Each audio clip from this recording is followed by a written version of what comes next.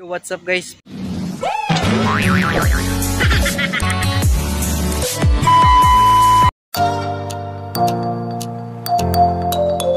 Guys, for today's video, meron na naman tayong gagawin. Meron na naman tayong binili dito. Binili ng boss ko guys. Ayan. Ang ganda niya guys. Ayan.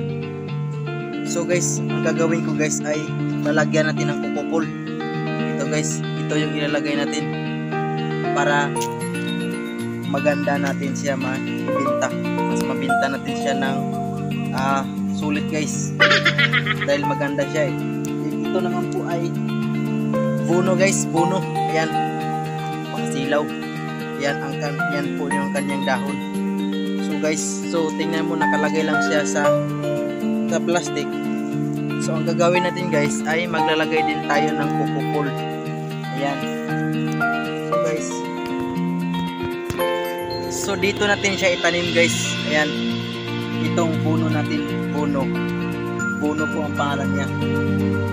Philodendron. Then ito naman po yung dito sa Burley Marks variegated. So wala pa siyang butas guys. So kailangan butasan natin para mabilis mag-drain yung tubig, para hindi po malata ang kanilang mga roots. Then ito naman po yung mix natin. Ito po yung mix natin na meron na po itong cocoa rice hull, then meron din siyang ito mga bato-bato, pumice po ito guys, then meron din siyang halong garden soil. Ayan, ito po yung ating gawing soil nila para po hindi po tumigas ang kanilang lupa, para yung ugat nila ay mabilis makalabas. So ayan, guys. So bubutasan muna natin to. So ayan na guys, tapos na natin siya nabutasan. Ayan, butas na po. Ayan. Ito po yung isa, butas na po. So ngayon ang susunod na gagawin guys ay maglalagay na tayo ng soil dito bago natin sila ipapasok, itatanim natin.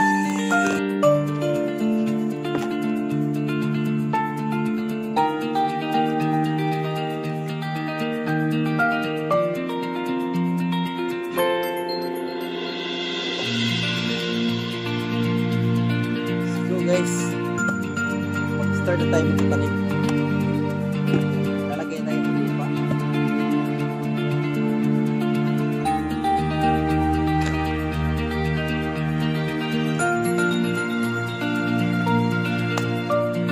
Guys, kailangan buo lang yung pagkuha natin guys. Buo lang. Hindi po siya masira ang kanyang lupa.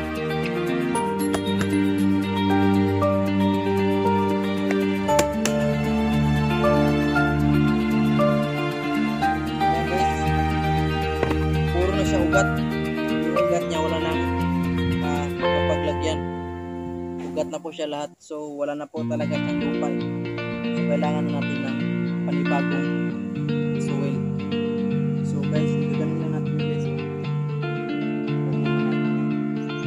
Ayan.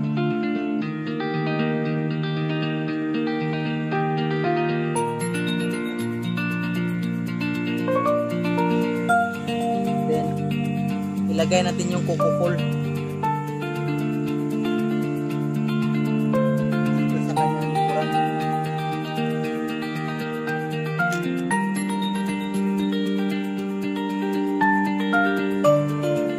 Bago natin nalagyan ng soil.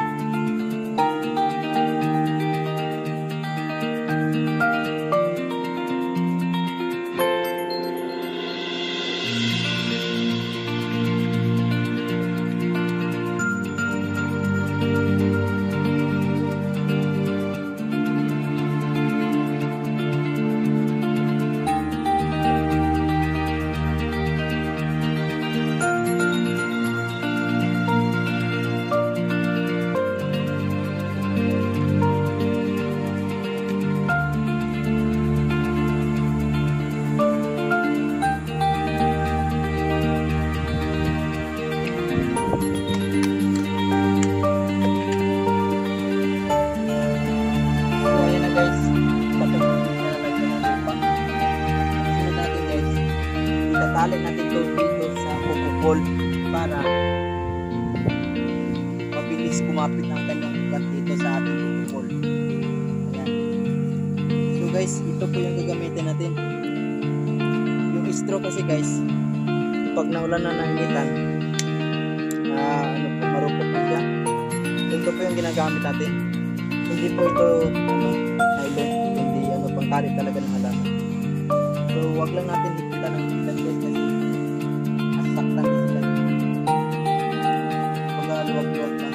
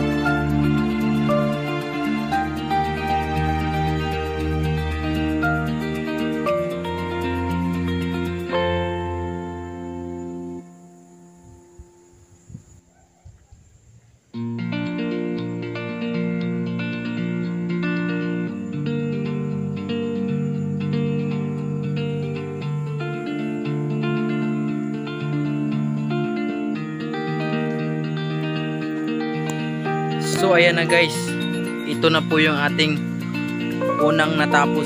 Ayan, with kukupol na philodendron burley marks. Ayan, variegated. So ayan guys, nakatanim na po siya.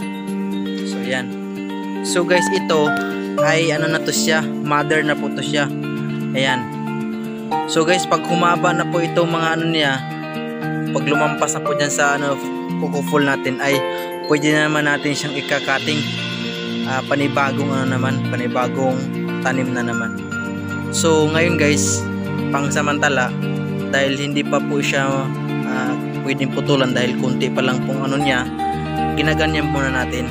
So ayan. So diba, ang ganda guys, pwede natin yung ilagay sa loob ng bahay. Ayan. So guys, ito na naman yung susunod natin.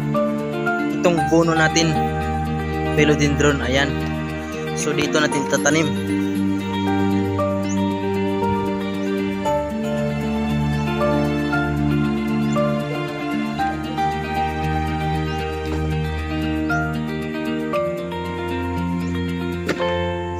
Pag mga ganito na kasi guys, kailangan natin talaga silang lagyan ng kukupol dahil wala pong magkapitan ng kanilang ugat. So papayat po talaga sila pag wala pong magkapitan. Ayan guys, so kita nyo yung mga ugat ay wala po sila nagkakapitan at ito yung mga kanilang ugat. So kailangan natin talaga silang alagaan. So tatanggalin din sa plastic. So guys, hindi ko alam kung magkano bili ng gusto nito. Ayan, ugat na pang lahat. So guys, ito pag nalagyan natin ng kukupol ay ibibenta po namin dito guys. Full na siya, meron siyang pasang. Pwede natin ipasok sa bahay.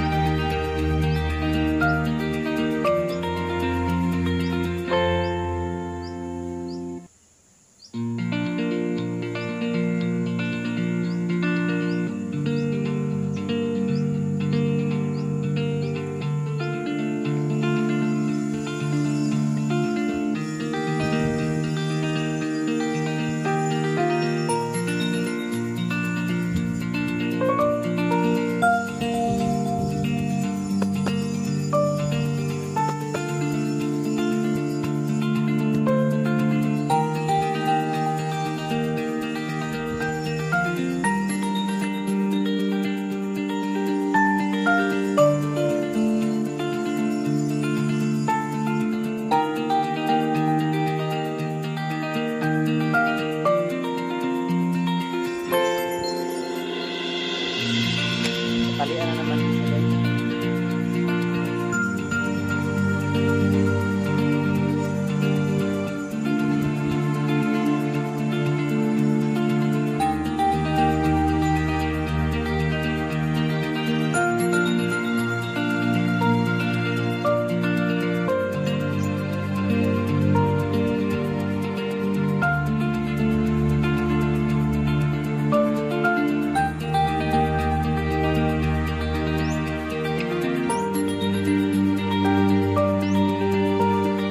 So ayan na guys.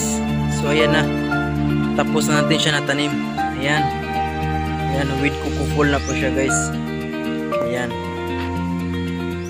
So guys, ang ganda. Ayan guys, oh. Parang kumuplads. Ayan. So ayan guys. Ito po yung bono. Ito po yung variegated natin isa.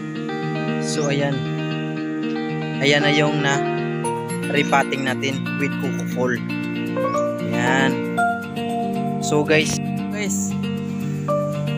tapos na po yung ating pag-repotting sa ating mga philodendron dalawa. Ayan.